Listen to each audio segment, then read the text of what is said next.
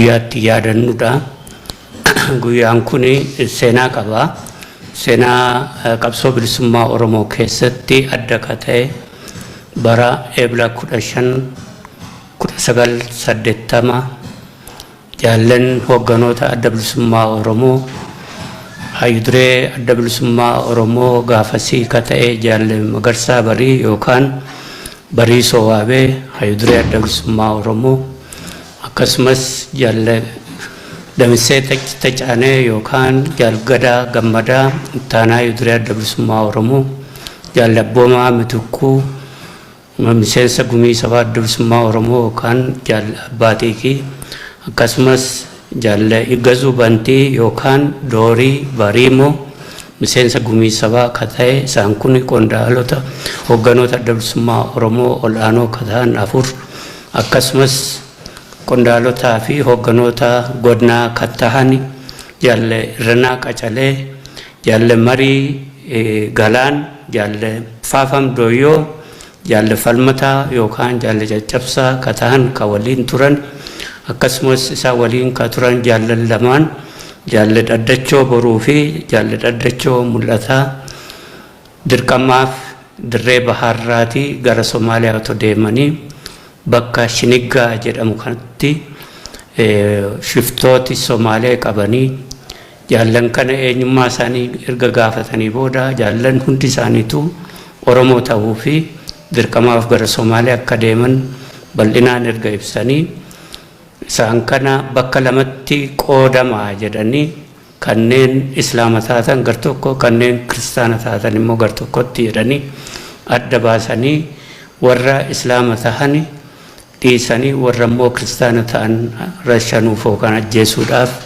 waan ni jedhanillee jaallan kaayyoo bilisummaa Oromoof waliin waadaa seenanii waliin bahanii nuti amantii kamata mataa keenya qabna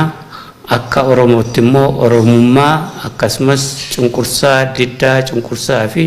haqa barbaacha ka waliin deemnu waliin irbuu ka seennedha jechuun adda bahuu didanii adda bahuu diduu isaanii keessatti hunda isaanii bakka tokkotti shiftoonni kun rashanan jechuudha. Isa kana wareegama addaa ka guyyaa addaa ta'ee fudhatee adda bilisummaa Oromoo koree gidduu adda bilisummaa Oromoo 1984 akka guyyaa gootota Oromootti kabajamu murteesse. Kanaaf bara 1984 irraatii jalqabee guyyaan kun guyyaa gootota Oromoo kanneen diddaa gabrummaa jala kufuu diduudhaan sana dura wareegaman Oromiyaa guutuu keessatti loloota ta'an keessatti akkasumas sana booda bakkoota adda addaatti bifa adda addaadhaan jaarmiyaa kamuu jalatti haa jiraatan bifa adda addaadhaan qabsoo bilisummaa Oromootiif akkasumas haqa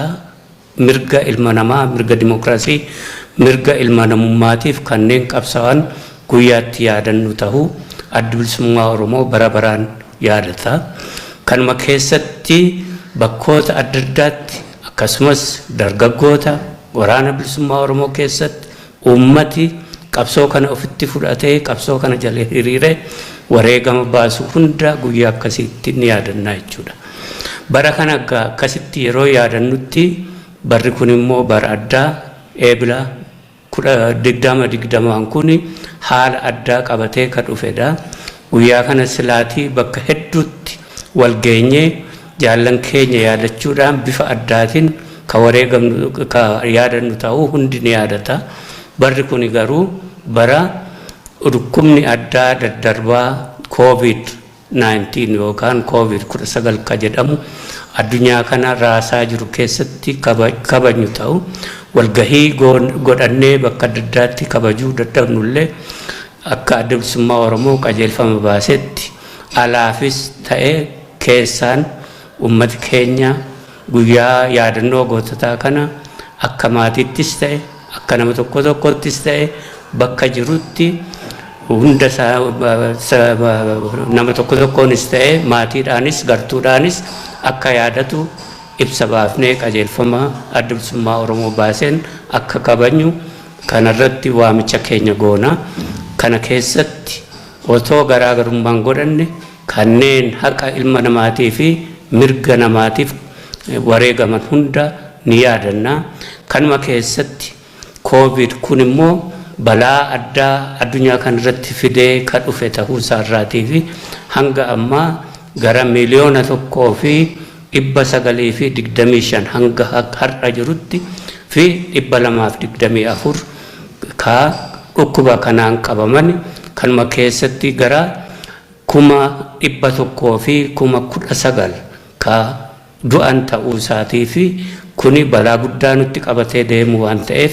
ummati keenya akkuma kanaan dura ibsa baafne har'as irra deebinee jennu bakka hundatti balaa kanarraa of eeguudhaaf qajeelfama World Health Organization yookaan dhaabbati addunyaa kan fayyaa ilma namaatiif yeroo yeroodhaan qajeelfama dabarsu akkasumas ministeerri fayyaa biyya Itoophiyaa yeroo yeroodhaan qajeelfama dabarsu qajeelfama kan hordofuudhaan quunnamtii hawaasummaa kan walitti nama dhiyeessu kan nama walitti bubuusu harka wal qabu wal dhungatu akkasumas immoo wal hammatu kana fakkaataa irraatii of qusatanii yeroo qufaan immoo yoo nama qufaasellee nama hattifachiisellee bobaa jalatti godhatanii hattifachuu qufa'u yookaan immoo waan akka maarrabaa yookaan waan akka waraqaa lallaafaa soft paper jedhan kana dhimmatti ba'u akkasumas harka saamunaadhaan deddeebisanii dhiqatuu fi qajeelfamoota bahan hunda jala bu'anii balaa kana jalaa bahuudhaaf walii himuu odeessa walii daddabarsuu wal barsiisuu kana akka yaadannuu fi kanammoo itti fufinsaan qajeelfama kana akka hojiirra oolchinu gadi jabeessinee dhaammanna. Haaluma kana keessatti kaaniin otoon ibsiin irra hin darbine dhimma kana irra aanuudhaaf mootummaan Itoophiyaa muummicha ministeeraa Dr. Abiyyiin yeroo darbee jaarmiyaalee siyaasaa hunda gartuudhaan mari'achiisee haala kana keessa darbuudhaan garaagarummaa siyaasaa malee paartiilee jiranii fi ummatii fi mootummaan harka wal qabatee balaa kana keessa darbuuf akka waliin hojjetu waamicha godhan kana hundi keenya fudhannee deemnu keessatti haala nama gaddisiisuu fi seenaa keessatti irraanfatamne kana hundi keenya fudhannee otootti deemaa jirru bakka hedduutti waajjirri keenya cufamuu jalqabu haala erga labsiin hatattamaa ta'e keessattuu baha Oromiyaa keessatti kanneen akka Galamsoo, Qarsaa, Laangee, Dadar akkasumas uummata reebuu fi saamicha naannoo gaara mul'ataa bobbaa waraanaa bobbaasuudhaan uummata reebuu fi ari'uu kuni mul'atuun haala hedduu nama gaddisiisaa fi seenaa keessatti illee kan irraanfatamne ta'u haala uummati keenya koronaa vaayirasii kana jalaa bahuudhaaf wal barsiisaa fi akkamitti wal qabannee deemna haala kana keessa darbina jedhu keessatti girgirrii kanaaf haala suukannaa isaa keessan uummata reebuu fi waajjira cufuu akkasumas gaafatamtoota hidhuun nu mudatee jira. Dhimma kana mootummaan hatattamaan akka sirreessullee gaafannaa kanneen kana hojjetan uummata irrattis ta'e seenaa biyya kanaa keessatti haala rakkisaa koronaa vaayirasii keessa jiru keessatti kana dalaguun isaanii irra darbamne seenaan illee kan irraanfatamne ta'uusaa ibsannaa. Kanarratti saffisaan sirreessi godhame miseensota hidhuu fi ari'uun bakka adda addaatti akka nurraa dhaabbatu amma guyyaatti yaadannudha. Guyyaan kun seenaa qaba. Seenaa qabsoo bilisummaa Oromoo keessatti adda ka ta'e bara eebla 1980 jaallan hoogganoota adda bilisummaa Oromoo Hayyuduree adda bilisummaa Oromoo gaafasii ka ta'e jaalle Magarsaa Barii yookaan Barii Sowaabee Hayyuduree adda bilisummaa Oromoo akkasumas jaalle Damisee Tacaanee yookaan Jaalgadaa Gammadaa ittaanaa Hayyuduree adda bilisummaa Oromoo jaalle Abboomaa Mitukkuu miseensa gumii sabaa adda bilisummaa Oromoo yookaan jaalle Abbaatiikii akkasumas jaalle Igazuu Bantii yookaan Doorii Bariimoo miseensa gumii sabaa ka ta'e isaan kun qondaalota hogganoota adda bilisummaa Oromoo ol'aanoo ka ta'an 4 akkasumas qondaalotaa fi hogganoota godinaa ka ta'an jaalle Irranaa Qacalee, jaalle Marii Galaan, jaalle Faafam Dooyyoo, jaalle Falmataa yookaan jaalle Caccabsaa ka ta'an ka waliin turan akkasumas isa waliin ka turan jaalle lamaan jaalle Dhaddachoo Boruu fi jaalle Dhaddachoo Mul'ataa dirqamaaf dirree baharraatii gara Somaaliyaa otoo deemanii bakka Shiniggaa jedhamu kanatti shiftooti Somaalee qabanii jaallan kana eenyummaa isaanii erga gaafatanii booda jaallan hundi isaaniitu Oromoo ta'uu fi dirqamaaf gara Somaaliyaa akka deeman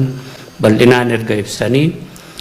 isaan kana bakka lamatti qoodamaa jedhanii kanneen islaama taatan gar tokko kanneen kiristaana taatan immoo gar tokkotti jedhanii adda baasanii warra islaama ta'an dhiisanii warra immoo kiristaana ta'an rashanuuf yookaan ajjeesuudhaaf waan ni jedhanillee jaallan kaayyoo bilisummaa Oromoof waliin waadaa seenanii waliin bahanii nuti amantii kamata mataa keenya qabna akka Oromootti immoo Oromummaa akkasumas cunqursaa diddaa cunqursaa fi haqa barbaacha ka waliin deemnu waliin irbuu ka seennedha jechuun adda bahuu didanii adda bahuu diduu isaanii keessatti hunda isaanii bakka tokkotti shiftoonni kun rashanan jechuudha. Isa kana wareegama addaa ka guyyaa addaa ta'ee fudhatee adda bilisummaa Oromoo koree gidduu adda bilisummaa Oromoo 1984 akka guyyaa gootota Oromootti kabajamu murteesse. Kanaaf bara 1984 irraatii jalqabee guyyaan kun guyyaa gootota Oromoo kanneen diddaa gabrummaa jala kufuu diduudhaan sana dura wareegaman Oromiyaa guutuu keessatti loloota ta'an keessatti akkasumas sana booda bakkoota adda addaatti bifa adda addaadhaan jaarmiyaa kamuu jalatti haa jiraatan bifa adda addaadhaan qabsoo bilisummaa Oromootiif akkasumas haqa mirga ilma namaa mirga dimokiraasii mirga ilma namummaatiif kanneen qabsaa'an guyyaatti yaadannu ta'uu adda bilisummaa Oromoo bara baraan yaadata. Kanuma keessatti bakkoota adda addaatti akkasumas dargaggoota waraana bilisummaa Oromoo keessatti uummati qabsoo kana ofitti fudhatee qabsoo kana jala hiriiree wareegama baasu hunda guyyaa akkasitti ni yaadanna jechuudha.